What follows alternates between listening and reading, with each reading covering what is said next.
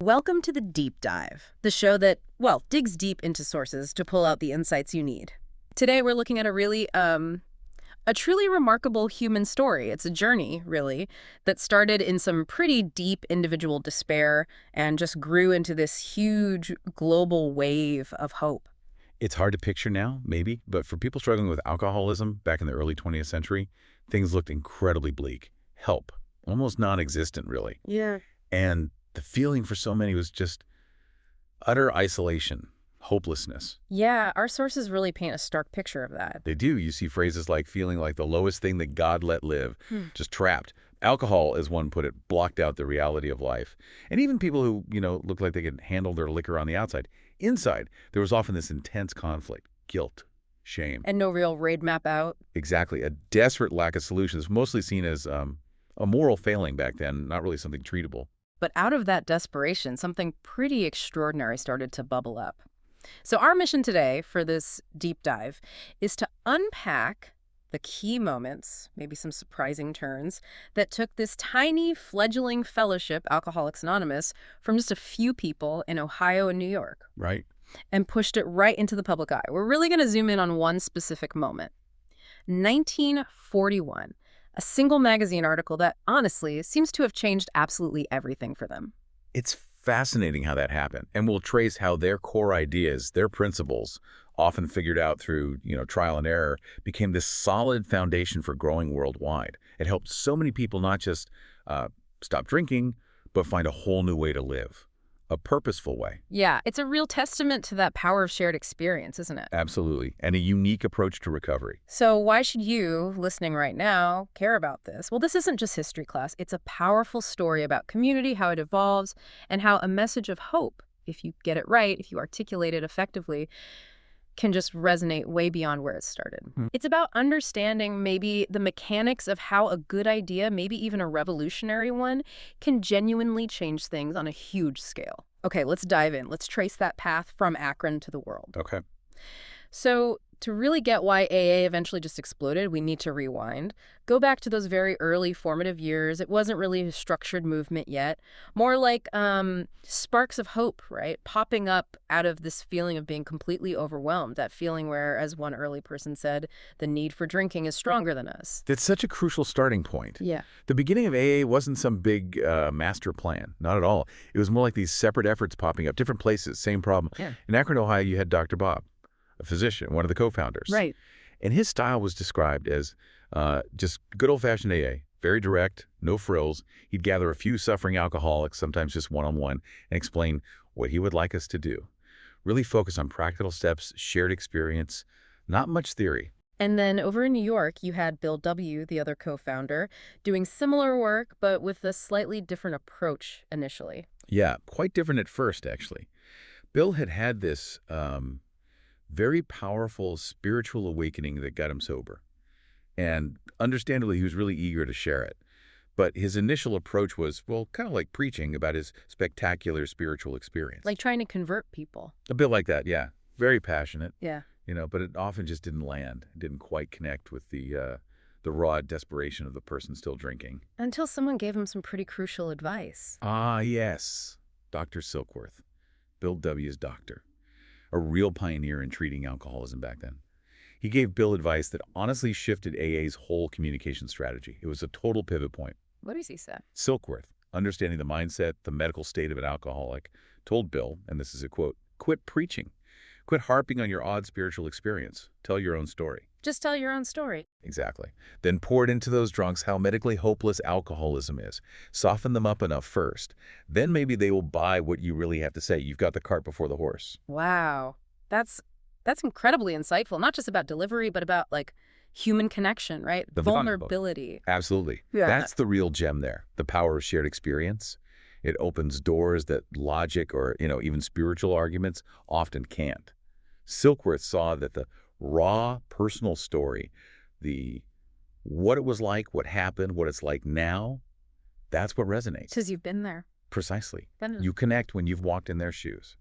And that simple, profound shift, focusing on shared vulnerability, a relatable story of getting better, that really set the stage for how AA would share its message from then on. It's a lesson that works anywhere, really. And this change, this shift in how they shared the message, allowed for this slow, organic spread in the years before 1941. It wasn't big advertising, right? Just person to person. Exactly. One alcoholic reaching out to another. And you see the message start to ripple out from Akron and New York. Cleveland, for instance, became another key early hub, started by people like Clarence, who'd gotten sober through AA. And it spread further afield, too. Yeah. Many groups say within a few hundred miles of Chicago, they trace their beginnings back to a service center there, which was kind of like an early version of the intergroups you see in big cities today. You see early groups flourishing in places like Green Bay, Wisconsin, Minneapolis, Minnesota, even smaller towns like Ashtabula, Ohio, got a group going around 1940. So it's really grassroots, people moving, carrying the message with them. Totally organic. Yeah. Almost like a positive virus spreading from person to person, community to community. But even with this growth, there were challenges, especially with their main book, right? The big book, Alcoholics Anonymous. Getting that into people's hands wasn't easy early on. No, not at all. The big book, which lays out the whole program, the 12 steps, it was incredibly scarce back then. Dorothy S.M., an early member, she remembered Bill Wilson sending maybe 10 or 15 at a time. Just 10 or 15, wow. Yeah, think about that. Not boxes, just little batches. And on top of that, many early members just couldn't afford them. Money was tight, especially if drinking had wrecked your finances. So it wasn't like a slick publishing operation. Far from it. It was very hand-to-mouth. People pooling money, sharing copies, literally marking up passages, lending them out. The book itself became this kind of treasured thing passed around. And alongside these practical issues, other essential tools were developing, like personal sponsorship. How did that come about? That really grew out of necessity. It was a very practical, hands-on thing. In both Akron and New York, the sober members saw that new people needed ongoing personal support. So they agreed to sponsor sick individuals, often right in the hospital. How did that involve? It meant really taking responsibility. Visiting them, taking them to their first meetings, guiding them through those really shaky early days of recovery. It wasn't just pointing them to a meeting. It was building trust, a real connection. A lifeline, basically. Absolutely, a lifeline, someone who understood because they'd been as bad as myself in this drinking, as one put it, and had found relief. It bridged that gap between, say, detox and actually staying sober long term.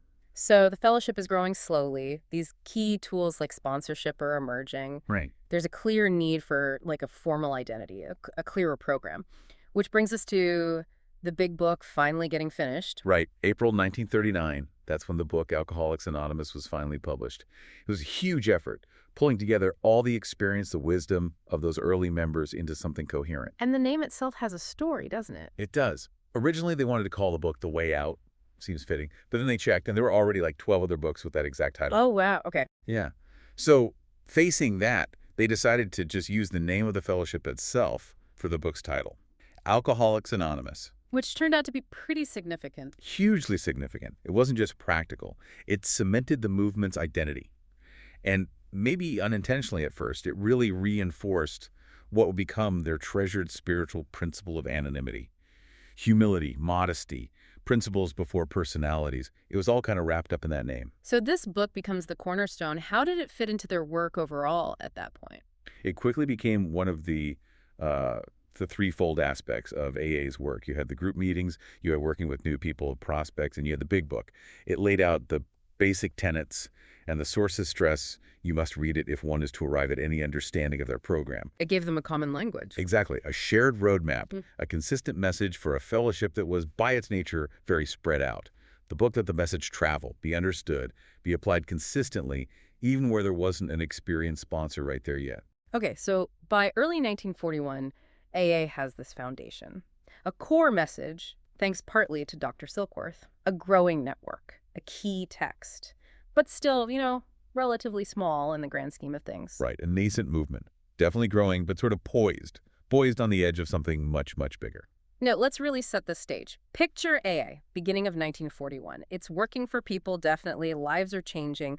But it's still mostly regional, right? A kind of a secret known mainly to those who desperately needed it. That's exactly right. Start of 1941, maybe 2,000 members, give or take, which, coming from just two guys is significant. But nationally, still pretty small, contained mostly to the Northeast, the Midwest. It showed the principles worked, but hadn't broken through.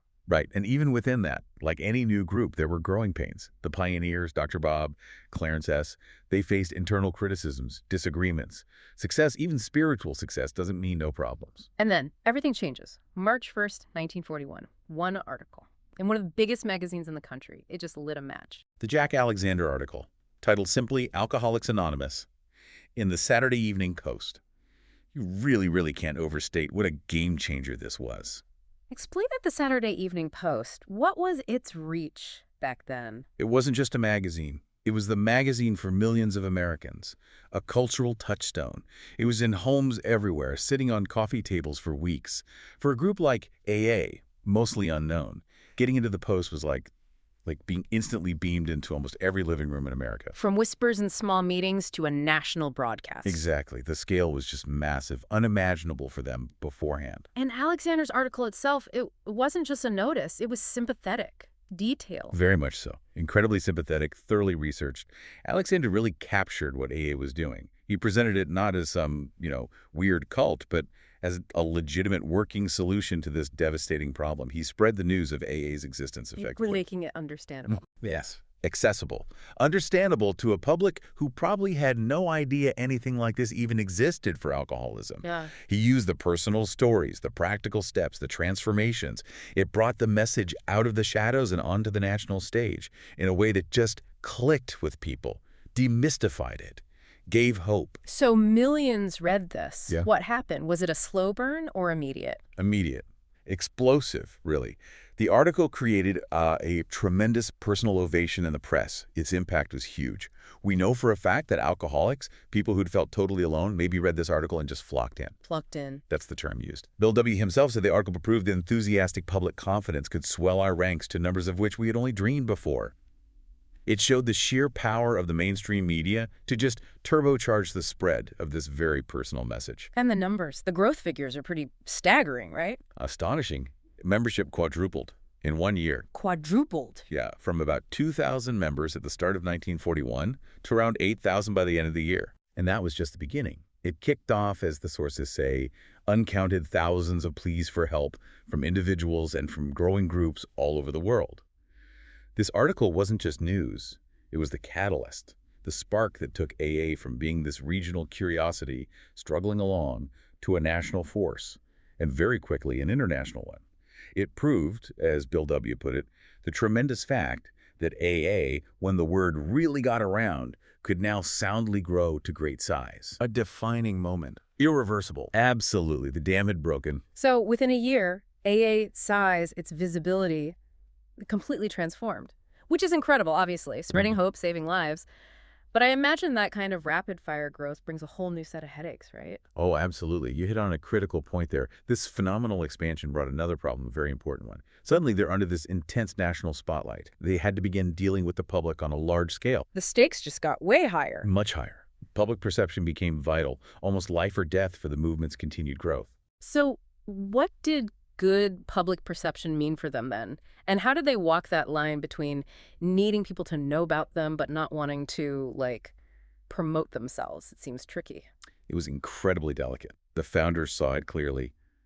Public ill will could stunt our growth, even bring it to a standstill. But on the flip side, enthusiastic public confidence could swell our ranks. It was high stakes.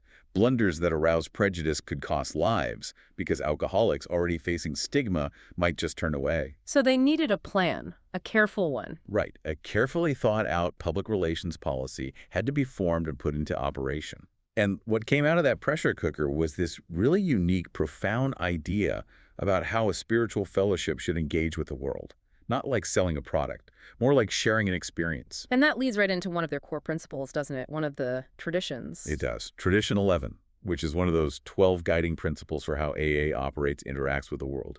Tradition 11 states, our public relations policy is based on attraction rather than promotion. Attraction, not promotion. What does that mean in practice?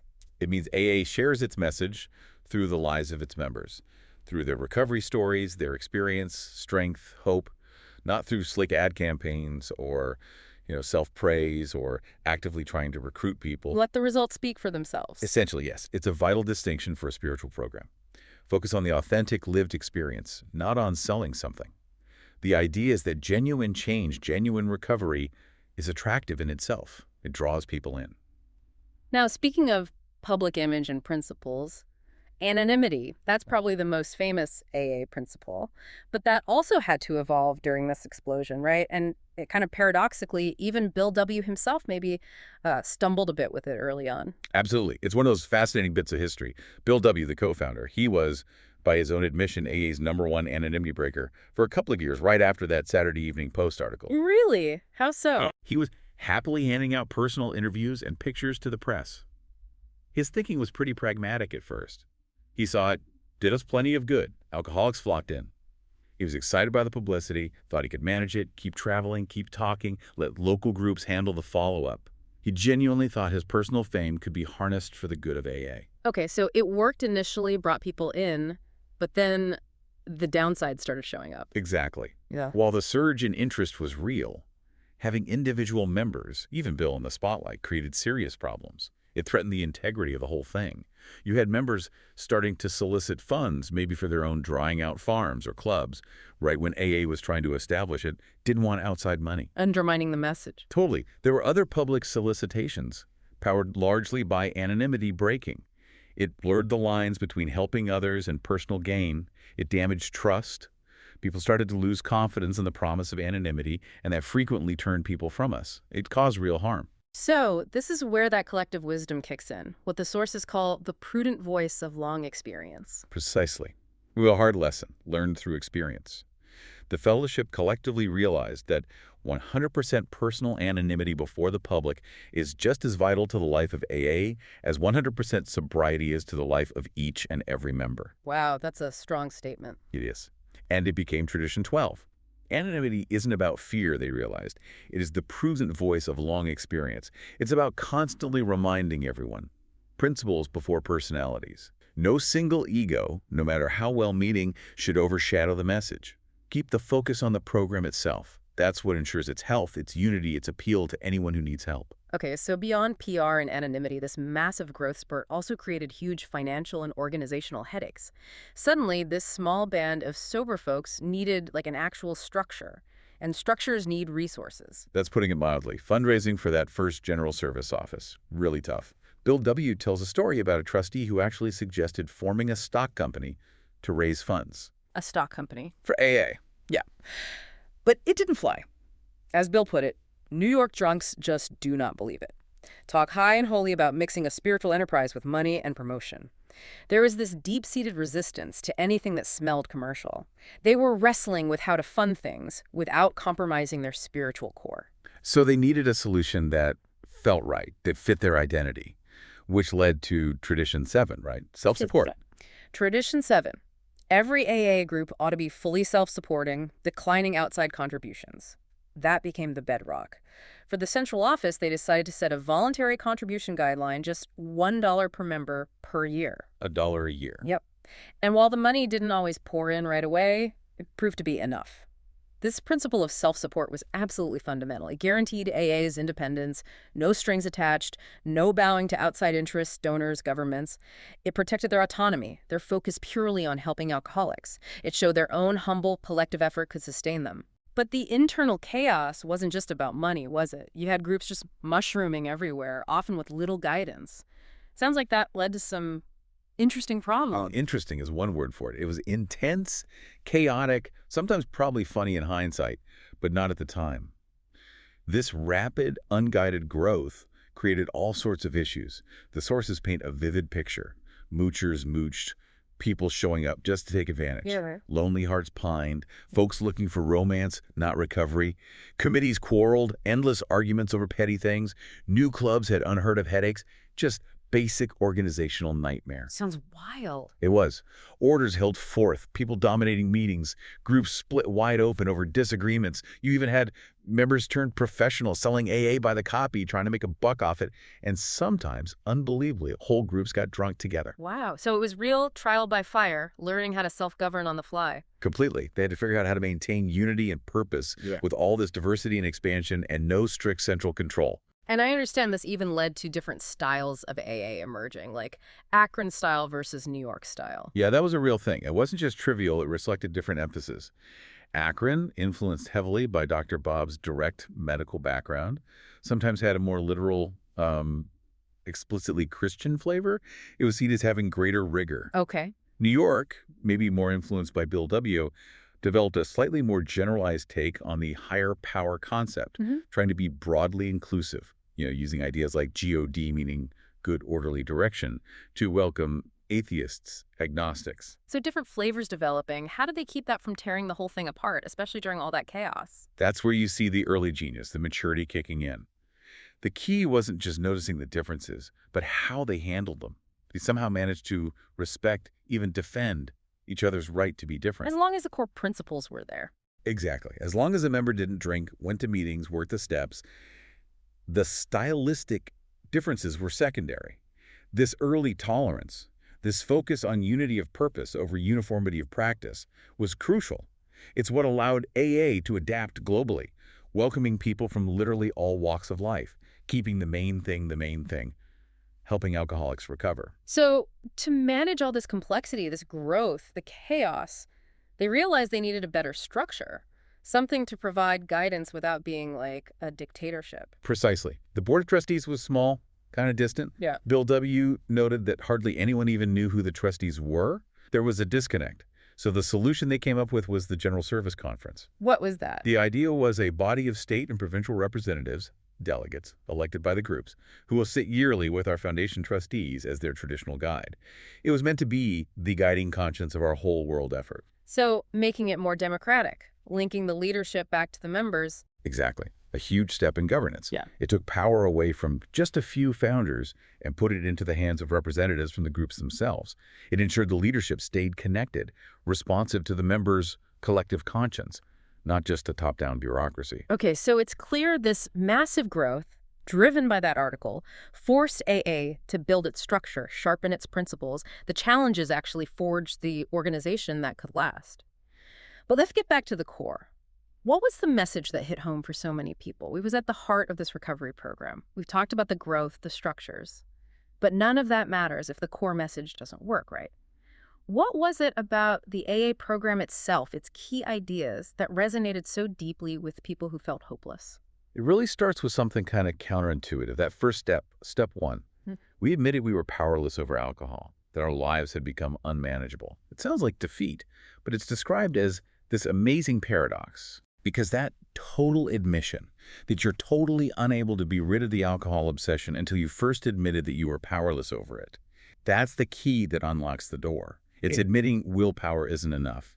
The need for drinking is stronger than us. And paradoxically, admitting that powerlessness is the first step toward finding real strength, because it makes you look for help outside yourself. And that leads directly to steps 2 and 3 and the idea of higher power, which, let's be honest, is sometimes a sticking point for people looking at AA. How do they handle that? This is where AA's approach is really quite radical, especially for its time. Step 1 says you can't fix yourself. So step 2 logically follows. Some higher power must necessarily do so. But here's the key, the flexibility. AA deliberately avoids religious dogma. It doesn't have to be God in the traditional sense. Not at all. For atheist agnostics, the suggestion is our own group, or AA as a whole, would suffice if a higher power. It's about belief in a power greater than oneself, whatever form that takes for the individual.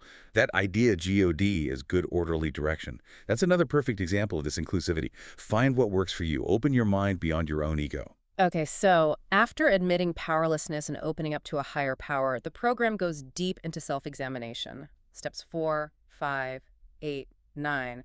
Sounds intense. It is intense and absolutely vital. Step 4 is that fearless moral inventory. Really looking honestly at yourself. The idea is that this fearless admission of defects is necessary to find true kinship with man and God, and crucially, to break free from that crushing sense of isolation. And step 5 is sharing that inventory. Yes, admitting it to God, to ourselves, and to another human being. Confession, they call it, an ancient discipline needed for humility, fearlessness, and honesty. Not just the bad stuff, but everything. Being truly known. Then steps 8 and 9 are about making amends, healing the past, setting our relationships right. Not just saying sorry. No, much deeper. Being ready to do whatever it takes to make things right. Concrete actions, restitution where possible, changed behavior. It turns guilt into constructive action. It cleans the slate and rebuilds trust. And the whole process culminates in step 12, a spiritual awakening and service. It's not just about getting better yourself. Exactly. The spiritual awakening isn't the end point. It's a new beginning. It leads directly to carrying this message to alcoholics and practicing these principles in all our affairs. That act of giving it away, helping others who are still struggling, is seen as essential. Why essential? Because, as the program suggests, most individuals cannot recover unless there's a group and unless they actively help others. It reinforces your own recovery. It keeps the principles fresh. It instills that sense of responsibility. When anyone, anywhere reaches out for help, I want the hand of AA always to be there. And for that, I am responsible.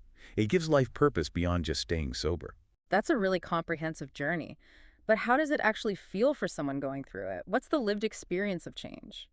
Often, the first big shift is from isolation to connection. People come in hiding their drinking, living these secret lives, feeling incredibly lonely, like their life is a house of cards. AA offers release from care, boredom, and worry within the fellowship. You find people you can relate to, be honest with. That shared vulnerability builds real connection, maybe for the first time ever. Breaking free from that self-focus that addiction breeds? Precisely. The core message is pretty humbling. Yeah. You are not God.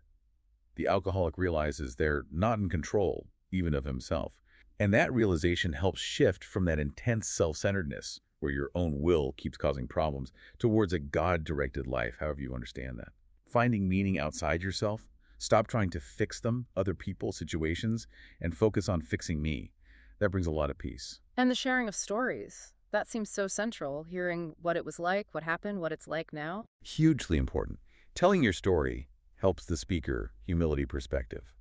But it's vital for the listener, too. It reminds you of things you might take for granted once you're sober, like not waking up early with a hangover or not thinking about booze every minute. It makes it real. Exactly. These stories create identification, a common bond, and crucially, they show that change is possible. Hearing someone else's transformation sparks hope.